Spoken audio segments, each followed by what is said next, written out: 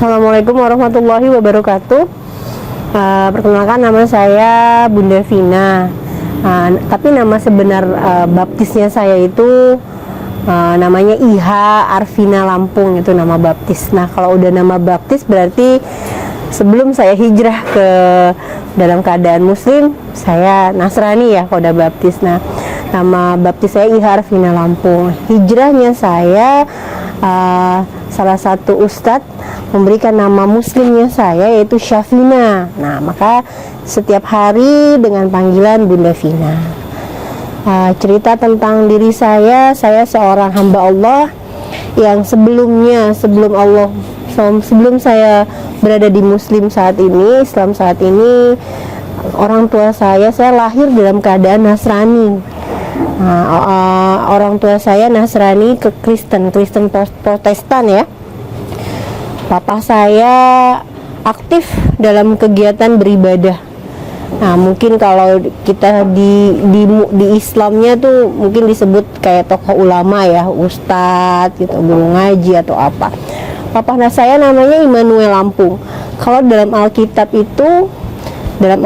Immanuel Lampung artinya Tuhan beserta kita. Itu nama papa saya. Nah, singkat cerita ya tentang diri saya. Kenapa saya bisa berada di dalam agama yang saya yakini saat ini adalah Islam. Itu nggak lepas dari proses perjalanan hidup saya. Jadi papa saya menikahi mama saya itu tidak menyampaikan tentang jati diri dia. Jadi mama saya di awalnya muslim. Nah, menikah di daerah Sumatera Utara, Melayu, khususnya Melayu Deli di sana. Papa saya pada saat itu namanya bukan Immanuel bukan, tapi dia mengakui namanya Bustami. Nah, Bustami. Jadi karena tahu papa muslim, maka menikahlah mama saya sama papa saya. Anak pertama, anak kedua, mama saya dibawa ke Jakarta. Inilah yang membuat saya merasa kenapa kok saya harus memilih Islam, kenapa mungkin hidayahnya dalam proses hal ini gitu. Jadi pada saat mama saya tahu tentang papa saya itu Nasrani gitu, sampai di Jakarta dia ngeliat, sampai masuk rumah, tiba-tiba yang datang itu, yang nyamperin ibu saya itu adalah anjing-anjing gitu, kaget gitu kan. Ini cerita dari ibu saya sendiri. Kaget loh, kok ada anjing-anjing gitu. Nah, kagetnya belum sampai di situ, tiba-tiba masuk depan pintu, disambut, buka pintu, ternyata tahu sendiri kan ada lukisan ya. Di situ Yesus yang sedang lagi makan, ada buah-buahan. Nah, ibu saya tahu kalau simbol itu ternyata bukan muslim gitu. Ibu saya kaget dan sempat yang shock, tapi bingung mau bagaimana gitu. Nah, ternyata disitulah papa mengakui kalau papa itu sebenarnya Nasrani. Nah, lahir anak ketiga, saya anak yang kelima. Lahir anak yang ketiga. Nah, jadi ibu saya di situ penuh tekanan. Penuh tekanan apa? Karena keluarga ibu saya yang di kampung itu taunya ibu saya itu muslim. Jadi dia menyembunyikan sampai sebegitu dalamnya, dia tidak mau ada keluarganya datang ke Jakarta. Dia sampaikan pokoknya kalau ada keluarga mau datang ke Jakarta ditolak, nggak boleh. Tapi ya apa yang terjadi ya namanya ditutup-tutupi, akhirnya ketahuan juga. Kakak saya ketahuan lah, ibu saya pindah agama ya di Nasrani, betapa kagetnya. Nah, di situ saya melihat ibu saya itu shock karena dia mengakui dirinya muslim sampai benar-benar setiap hari yang dilihat anak-anaknya itu ibu saya itu menangis bukan karena papa saya tidak sayang, menangis bukan karena papa saya itu tidak mencintai mama saya, tidak, tapi dia menangis tentang dirinya sendiri. Sampai suatu ketika malam, saya masih kecil pada saat itu, saya mendengar ibu saya berdoa. Nah, walaupun mama saya dipaksa untuk masuk mengikuti kegiatan agamanya Kristen gitu, malam hari mama saya menyisihkan doanya. Dia mengangkat kedua tangannya seperti sebagaimana sunnatullahnya ketika Rasulullah sedang mengangkat berdoa itu, meletakkan kedua tangannya seperti ini. Dia bilang, Ya Allah, ampuni saya. Saya takut mati saat ini. Saya takut mati karena saya membawa anak-anak saya. Saya takut kafir, saya takut neraka. Saya melihat ibu saya nangis gitu. Saya masih kecil. Kenapa ibu saya nangis? Sampai saya tanya mama, kenapa nangis? Saya dipanggil adek pada saat itu. Adek belum ngerti, karena kami Melayu kan, Dili kan. Adek belum ngerti, nanti adek paham. Saya walaupun mungkin umur saya mungkin masih terlalu dini, tapi entah kenapa Allah memberikan saya ingatan yang begitu kenceng. Nah, mungkin saya baru tahu ternyata disitulah letak hidayah dari saya, cuman saya nggak paham. Nah, sampai berapa malam berikutnya lagi berjalannya waktu, ibu saya sampai masuk ruang psikiater. Dia masuk kejiwaan, jiwanya terganggu. Jadi setiap sudut manapun ruangan ketika papa saya lagi berangkat berlayar, ibu saya nangis. Dia menangis seperti kayak orang stres deh. Ternyata ibu saya itu menolak dirinya itu masuk agama Kristen. Ya, dia tidak bisa berbuat apa-apa. Pernah suatu ketika pada malam hari, papa saya ada di rumah kan, papa saya pelaut ya. Ketika berada di rumah, mama saya tuh berusaha untuk membawa anaknya ke muslim. Itu kita dibawa malam hari, itu papa saya sempat mengancam mama saya untuk membunuh lah, mas, bahasanya ya gitu. Tapi tidak sih, masih bahasa kasarnya seperti itu. Kita dibawa malam-malam hari tuh, dipeluk kita semua, saking mama saya tuh kepengen menyelamatkan anak-anaknya ke dalam muslim. Tapi qadar Allah pada saat itu tidak bisa terjadi. Ibu saya tidak bisa menyelamatkan kami. Mama saya berusaha sebegitu caranya, dia berusaha untuk menyelamatkan anak-anaknya. Bingung apa yang dia harus lakukan. Ternyata apa? Ibu saya berdoa. Nah, ini dia. Ketika saya ternyata masuk muslim, ternyata apa? Kekuatan doa itu luar biasa. Akhirnya ibu saya pasrah, nggak tahu apa yang harus dilakukan. Dia berdoa, dia cuma meminta kalau memang ternyata saya dalam kondisi bersama yang tidak bisa muslim kembali, bawa anak-anak saya ke dalam muslim, maka dicabut nyawa papa saya. Maksudnya umurnya bercepat pendek gitu. Dan itu didoakan, dan ternyata doa mama nembus ke langit, karena benar-benar mungkin ya doa seorang muslim yang ingin benar-benar terselamatkan kembali gitu. Akhirnya papa saya meninggal. Nah, inilah proses perjuangannya. Bagaimana apa yang terberat ketika saya masuk keluarga saya masuk Islam gitu. Jadi pada saat itu anak-anaknya dibawa hijrah ke Depok, ke daerah Depok. Tadinya kami ada di Jakarta kan. Jadi semua ibu saya hijrah. Tapi pada saat itu saya belum diislamkan karena saya tidak tahu kan gitu. Nah, kakak saya sendiri pun sunat ya, karena kan syaratnya seorang muslim itu kan laki-laki harus sunat kan ya. Sunatnya itu juga pada saat sudah besar, ada yang SMA ya kan, ada yang pokoknya udah pada besar semua deh gitu. Disitulah ibu saya menyelamatkan anak-anaknya. Apa yang dilakukan? Kami dimusuhi. Ibu saya janda, anak 5. Ini yang membuat saya benar-benar merasa Islam itu ternyata adalah agama penyelamat gitu. Ibu saya menyelamatkan saya, tapi prosesnya nggak begitu aja. Karena ibu saya sudah jadi janda dan anak 5 kan, dia bekerja setiap hari untuk anak-anaknya sampai akhirnya dia sendiri. Kami tuh Islam dalam keadaan mandiri. Ibu saya tidak menuntun saya harus begini, ada dipanggilkan ustadz, tidak seperti itu. Karena ibu saya berusaha bagaimana caranya saya menghidupkan anak saya. Nah, pada saat itu saking ibu saya tidak mau mengambil harta dari papa saya, ya kan, harta warisan lah kalau kita bilang ya. Warisan itu kita dapat jatah warisan, tapi mama saya tidak mau ngambil itu. Apa yang terjadi? Kami yatim dan kami pernah merasakan nggak makan. nggak makan berapa hari, dan kehidupan kami bener-bener banget, bener-bener yang dibilang, ya kalau dibilang duafa ya iyalah duafa. Kita makan berapa hari nggak makan, sampai ketemunya terigu. Itu ada terigu 1 kilo, itu kita goreng bareng-bareng. Nah akhirnya ada beberapa ketika itu datang, orang-orang datang. Nah itu bersosoknya itu sepertinya dia dibilangnya gede, saya datang ingin menyelamatkan. Nah, saya datang ingin menyelamatkan. Dia tahu kondisi kita seperti apa kan. Nah saya ingin menyelamatkan kamu untuk bisa masuk ke agama kita lagi pada saat itu. Nah saya melihat banget dia bawa barang-barang, dia bawa sembako, dia tahu kekurangan kita ya. Nah singkat cerita, ibu saya meninggal. Nah disinilah prosesnya saya belajar tentang Islam itu. Jadi 5 anaknya ini belajar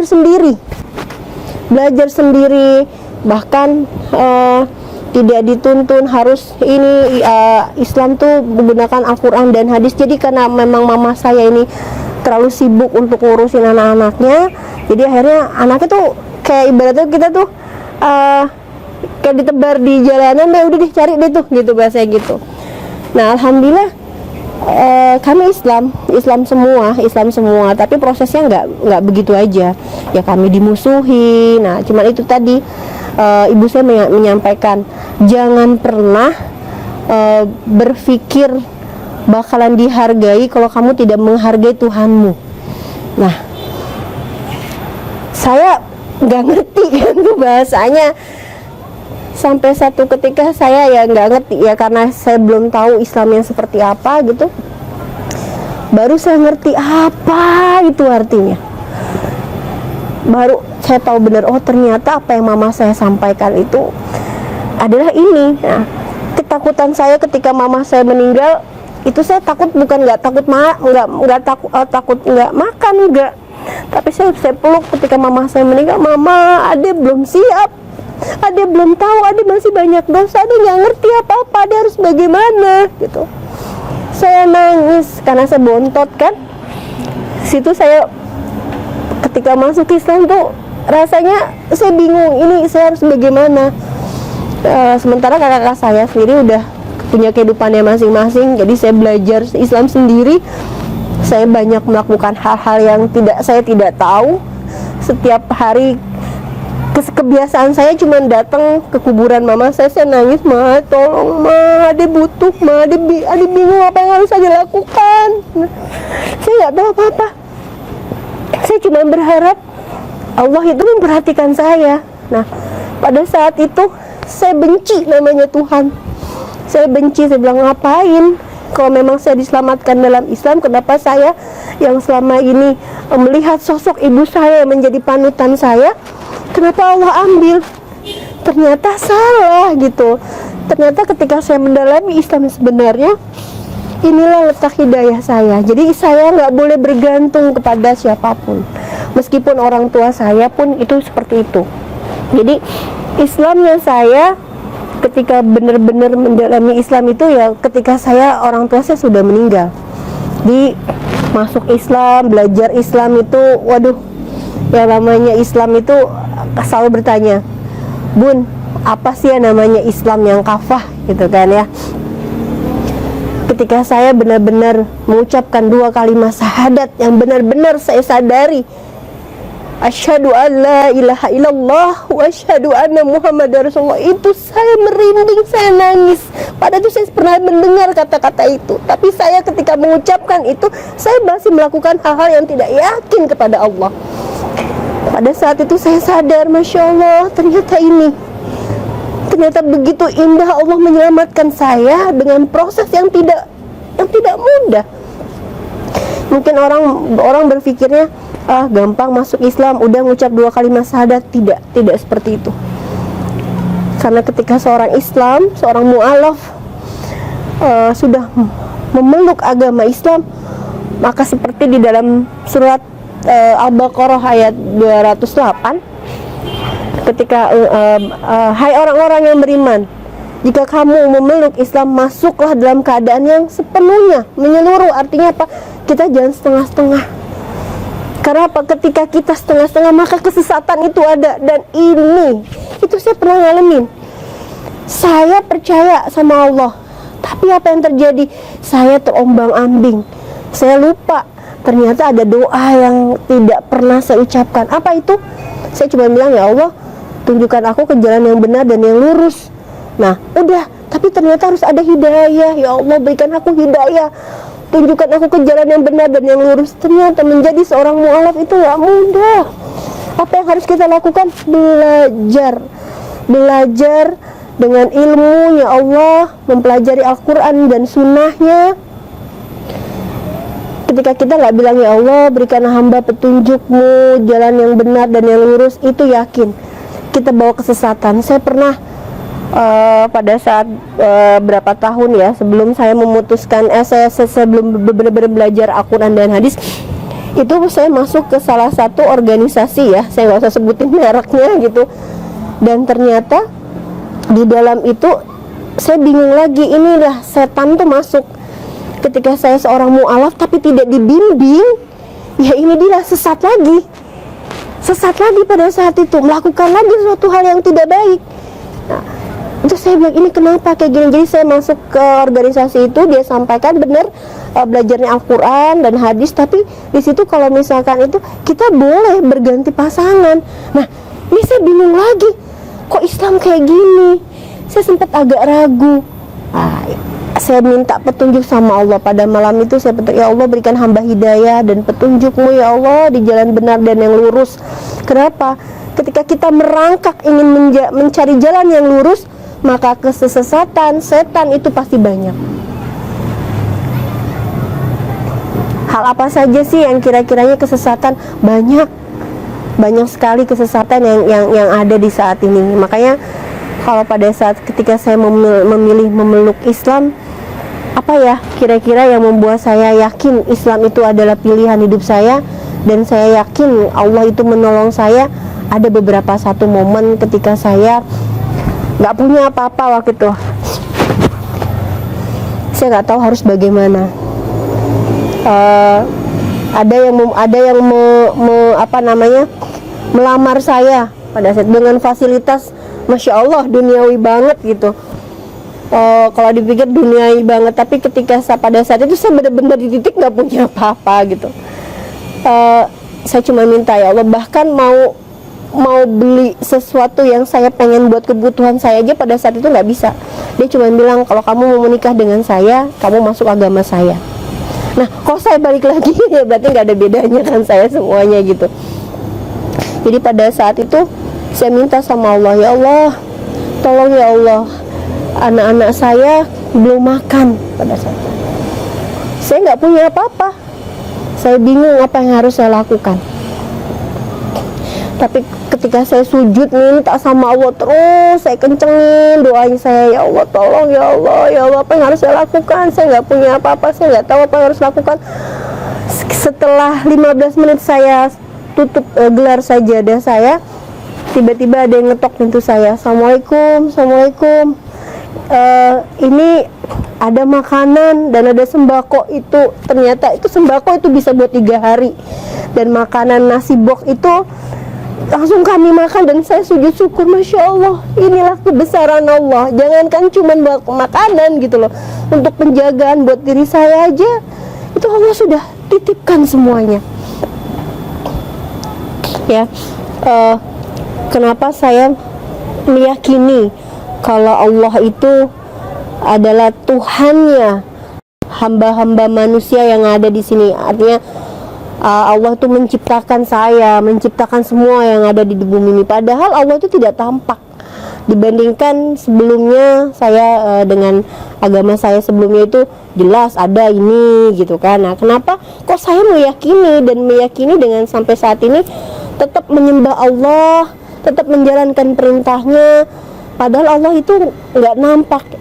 Nih, ini yang membuat saya yakin pada saat ketika pada menjelang malam hari itu ya, saya nangis. Saya nggak tahu apa yang harus saya lakukan.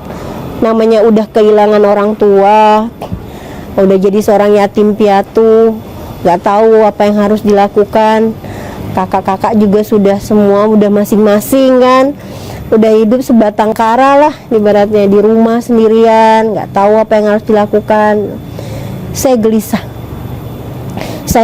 saya nggak tahu apa yang harus saya lakukan. Saya cuma yakin ada satu, jika engkau mengingatku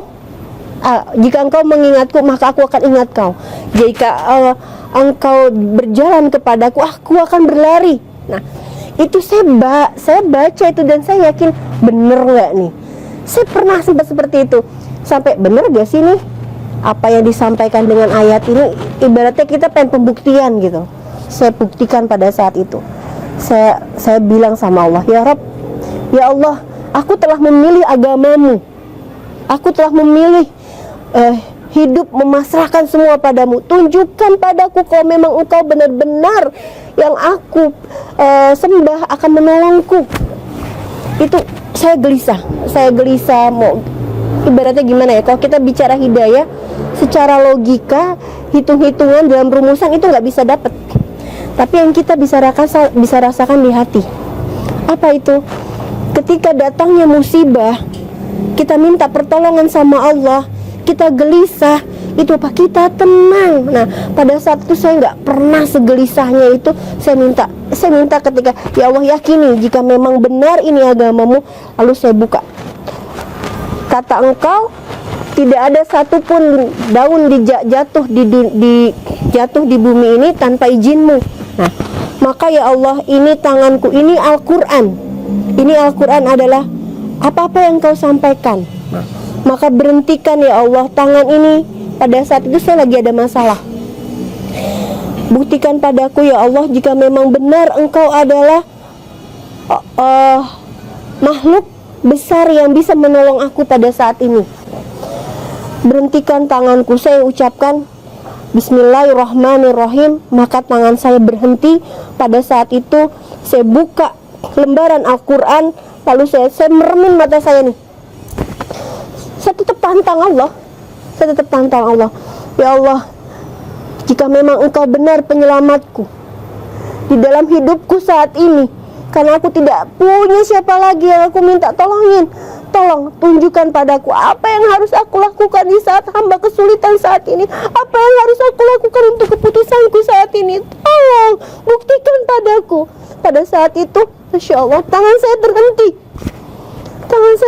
Saya cuma bilang, kalau engkau sampaikan tidak ada daun yang jatuh tanpa izinmu, maka berhentikan tanganku untuk tunjukkan padaku apa yang harus aku lakukan untuk masalahku saat ini. Tangan saya terhenti. Saya buka, ternyata masih ada ayat-ayatnya kan. Ayat-ayat itu harus saya terhenti di ayat salah satu, dan itu surat An-Nisa. Tahu apa isinya? Itu tentang seorang perempuan. Disitulah saya harus menjaga muhrim saya, menjaga aurat saya. Itu saya yakin, Masya Allah, ternyata benar. Kenapa? Pada saat itu saya ibaratnya gini, kalau dulu kan saya belum pakai kerudung, masih jahiliyah lah bahasanya itu. Saya sering dibully, saya nggak nyaman dengan kondisi saya. Pada saya bingung apa yang harus saya lakukan menghadapi orang-orang yang seperti ini. Dan ternyata di dalam surat An-Nisa itu kan tentang seorang perempuan ya. Itu dibaca, Masya Allah, dan saya terapkan ayat itu. Apa yang terjadi? Allah menaikkan derajat saya, dan saya merasakan tenang, tidak ada kegelisahan sama sekali. Dan itu saya yakin, kalau Allah memang tidak ada, Allah tidak tampak wujudnya, tapi ketika kita pengen tahu Allah seperti apa, maka kita lihat ciptaannya Allah. Maka saya yakin, oh Allah itu seperti apa, lihat ciptaannya. Sulit ketika kita bicara sama orang-orang yang tidak seiman dengan kita, mereka pasti akan blok, meyakini seperti apa. Tapi ketika saya dengan secara logika saya gunakan logika, kalau tangan ini berhenti di mana aja bisa, tapi kenapa harus di ayat ini gitu? Kenapa dia harus ayat ini? Kita pakai logika. Oh iya, ternyata benar. Itulah saya langsung sujud, Allahu Akbar. Saya bilang, ya Allah, tuntun aku ke jalanmu yang benar dan yang lurus ya Allah. Tunjukkan aku, jadikan sisa hidupku sebagai sisa tobatan nasuhaku. Nah, Maka saya berjanji dalam diri saya, ketika Allah memberikan umur saya yang masih sisa umur saya ini, saya ingin menebarkan kebaikan. Saya ingin menyampaikan kepada semua mu'alaf ya, hamba-hamba Allah yang sudah diberikan hidayah, yakin Islam dalam bahasa Arab itu adalah menyerahkan diri. Nah, kafah itu kalau dalam bahasa Arabnya itu adalah sepenuhnya ya, untuk saudara-saudara seiman, saudara-saudara saya gitu ya, yang baru berikan hidayah dalam kondisi mu'alaf. Jangan takut, tetap terus dengan pegang Al-Quran dan hadis. Karena ketika kalian berpegang kepada salah satu guru ataupun ustadz, kalian akan tersesat. Maka yang kalian lakukan adalah berpegang dengan Al-Quran dan hadis. Nah, jadi ketika sudah memeluk agama Islam, jangan lepas-lepas doanya itu, jangan minta diberikan rezeki, minta duit, minta kekayaan, tidak.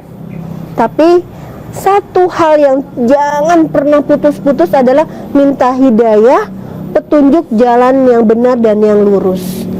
Karena apa? Kita ini orang baru, kita tidak tahu apa-apa. Banyak orang-orang